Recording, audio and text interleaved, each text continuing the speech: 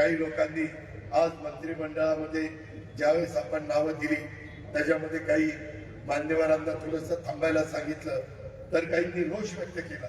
वास्तविक कधी काही नवीन लोकांना पण संधी द्यावी लागते, कधी काही थोडस जुन्यांना पण इथं संधी न देता केंद्रामध्ये कशी संधी देता येईल याबद्दल देखील आपण त्या ठिकाणी विचार केलेला आहे। ज्यांना योग्य पद्धतीचा मान सन्मान दिला गेला पाहिजे तो देण्याच्या करता अजित पवार कुठं तसूभर देखील कमी पडणार नाही, परंतु कधी कधी कारण नसताना गैरसमज निर्माण करून त्या ठिकाणी वेगळ्या पद्धतीचं वक्तव्य किंवा वेगळ्या पद्धतीची भूमिका ही त्या बाबतीमध्ये घेणं हे बरोबर नाही।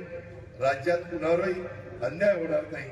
माझा मागासवर्गीय असेल, आदिवासी असेल, अल्पसंख्याक असेल, अशा सर्व जाती धर्माच्या बांधवांच्या हक्काचं संरक्षण करणं हे महायुती सरकारचं काम आहे।